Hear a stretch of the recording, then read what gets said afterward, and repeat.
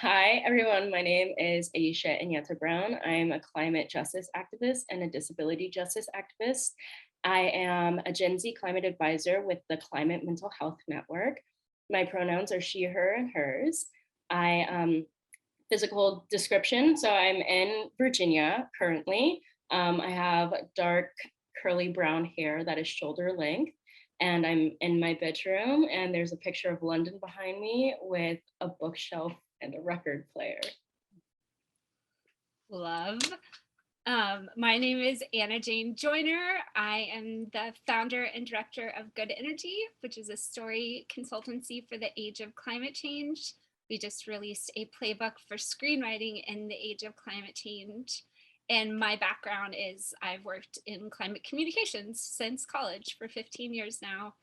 I am Caucasian. I have curly, dark brown hair that's pulled in a bun. My pronouns are she, her, hers, and I'm sitting in my office on the Gulf Coast of Alabama.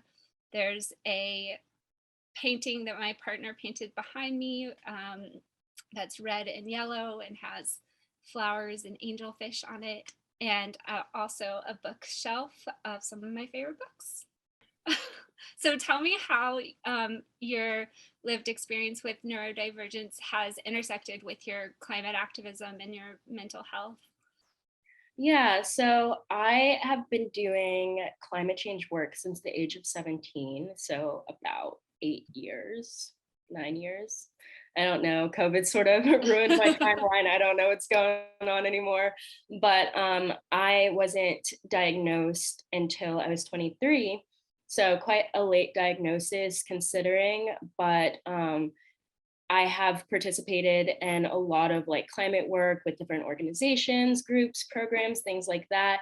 And it can cause a lot of friction. Like, I don't mean to like harp on like negative experiences, but it's true because like, especially in the world of academia and organizing, people expect for people to be a certain way. And then when you're just like a really unfiltered sort of like blatantly honest person, or you're trying to understand instructions but it's not specific enough, it can backfire, even though you're just like hoping for understanding while trying to do like what's right by the world and the climate movement and things like that. And it's caused a lot of like sadness as well, because when you constantly are misunderstood and rejected in a space that you have so much love and passion for, it can feel very isolating. And I also have a background of fine arts and performing arts and things of that nature as well. And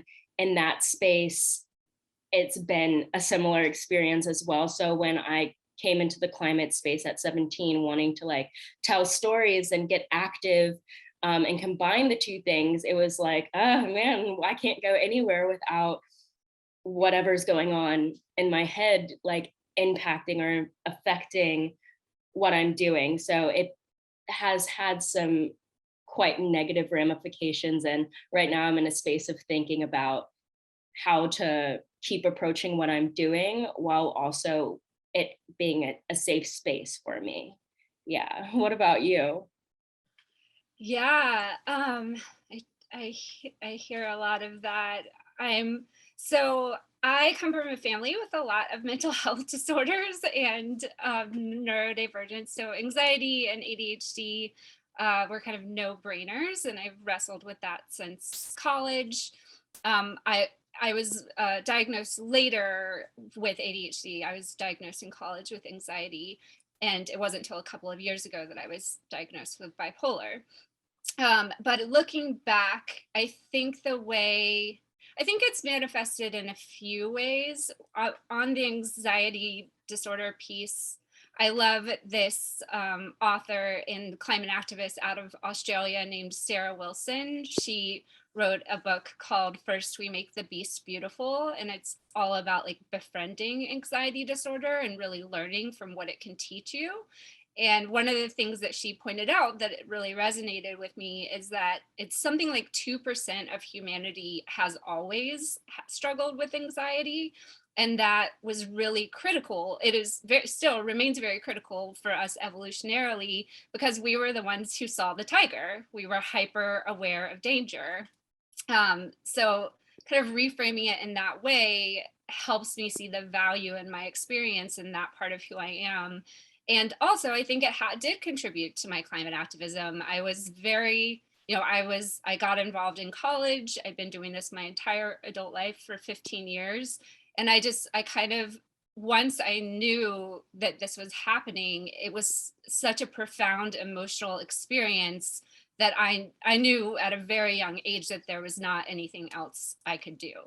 And so I do think that, and I have a theory that actually a lot of people in the climate movement struggle with anxiety because we're looking for the tiger, and climate is a really big tiger.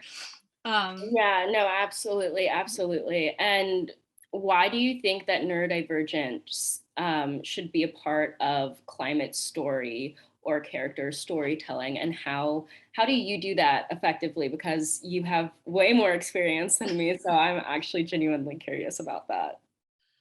I just I personally, the kinds of climate storytelling that I am most drawn to is this intersection of mental health and emotion and climate, because I think that we are all experiencing some intersection of that. Anyone who's aware of the climate crisis has struggled with some kind of anxiety or depression, or other emotional experience.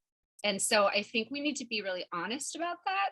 And also, like, I have learned now working with screenwriters and other storytellers, and doing a little bit of it myself, that actually people think that what makes for great characters is that they're admirable, right? Like there's some sort of superhero and some sort of person that you want to live up to or become. But actually, what makes for great characters, and the characters that we're most drawn to, is flaws. Like we're far more drawn to characters that have flaws, where we can see and relate and trust them as fellow human beings, than we are perfect characters. For me, I've personally been working on like a small children's television show that touches on neurodivergence and climate change and things like that.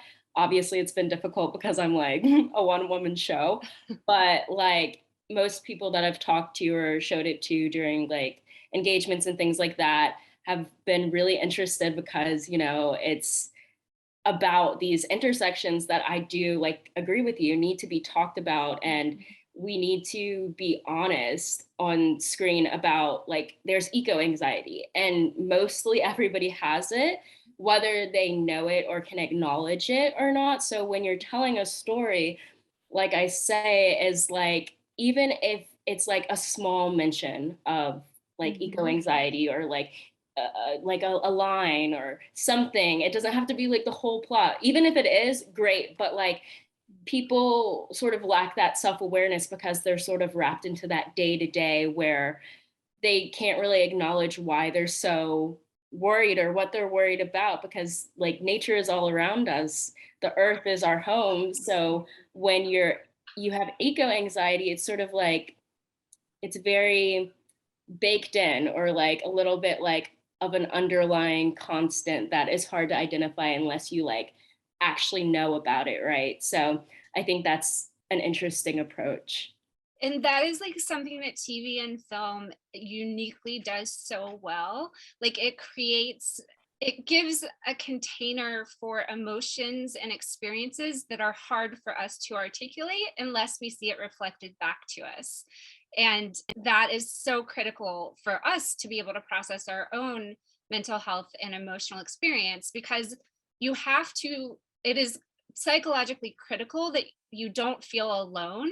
Like you have to have that safety before you can move to a place of agency and action.